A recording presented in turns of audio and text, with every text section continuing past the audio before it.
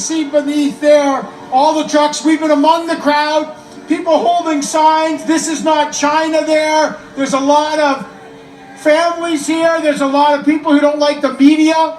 You've now got this level of what started off as one focus here, one removing the vaccine mandates for drivers and their frustration, to now this exploding into something much, much larger. It started last weekend as a protest against COVID-19 mandates. Barely 4 days on, it has grown into an indefinite blockade of Ottawa. The busy streets of Canada's capital are now frozen. The movement is no longer just about COVID restrictions. It also seems to be about Justin Trudeau's style of politics.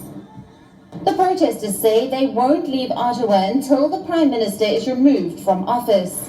I've never felt more proud to call myself Canadian and American. Truckers in the United States are getting ready to follow the lead of their Canadian counterparts and form a convoy that will travel from California to Washington, D.C. I could be infected right now with SARS-CoV-2. Omicron's doing the job that vaccines couldn't, apparently. I've been trying to fight off this thing for 3 weeks now. It started with a sore throat, and on the second day I had chills and body aches, but no fever. I've never had chills and body aches without an accompanying fever. And that's one of the ways this virus evades the immune system. It interferes with interferon activity, and that stops you from producing a fever. Your body needs that fever to make itself less hospitable to pathogens. I wrote on a calendar my symptoms to keep track, and exactly 3 weeks ago, I started with that sore throat, and then the next day, chills and body aches, but no fever. By the end of the first week, I started producing phlegm, and that went on for a few days. And then on the 11th day, I had a headache. And on the 14th and 15th day, I had a sore throat again, or my sore throat got worse. And then after that, I started having a runny nose and congestion, and that went on for a few days. And then this week I started having a cough, and that was the new symptom, was the tickle in my throat. And just yesterday my voice started to change and sound like this. I sound a lot worse than I feel. I don't feel tired or fatigued. I don't feel like crawling into bed or anything. I just sound like I should be in bed, but otherwise, I feel fine. I just don't sound as fine as I feel.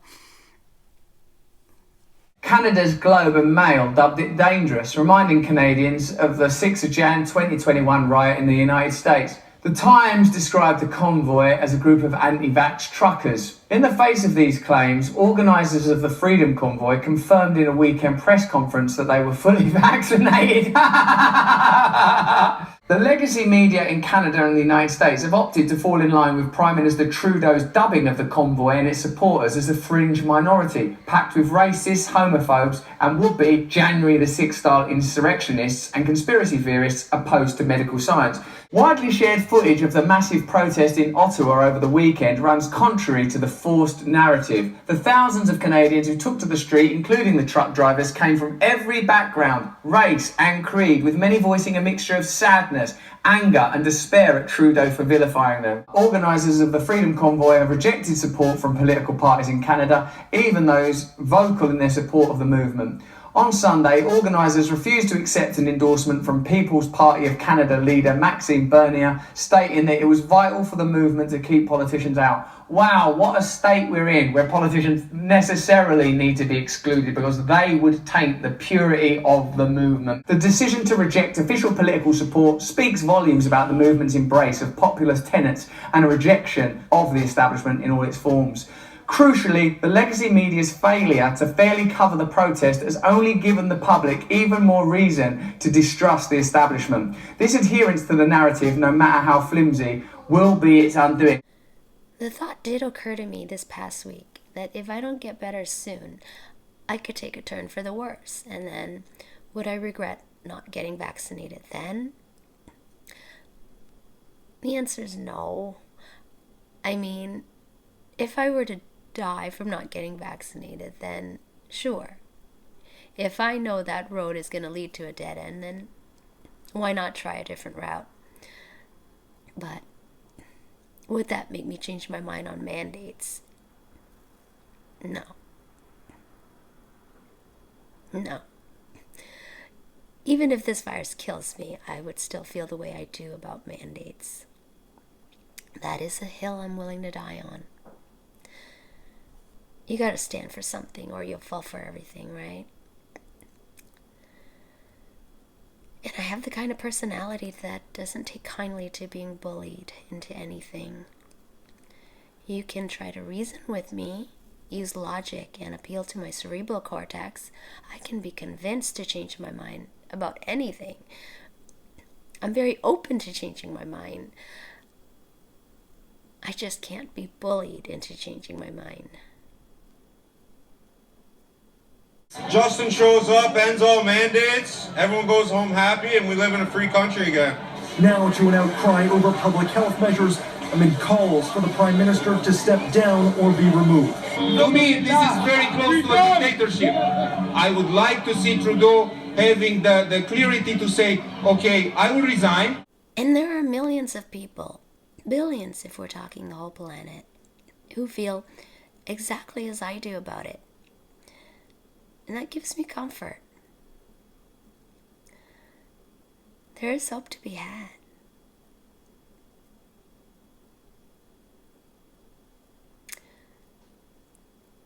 Go Canada.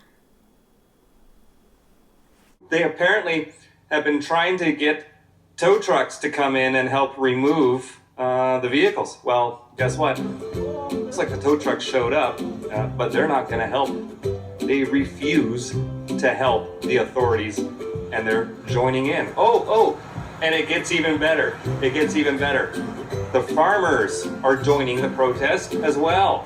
And so they weren't going to take any of this crap, and they broke right through the police barricade to join the truckers in solidarity. Check this out. There they go! Woo! Go, truckers, go!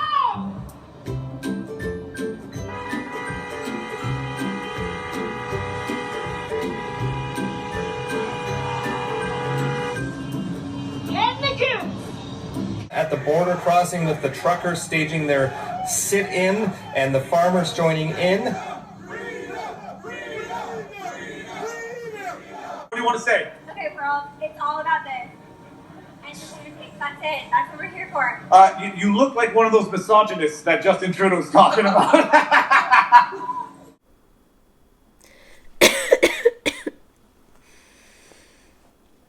And I will get better.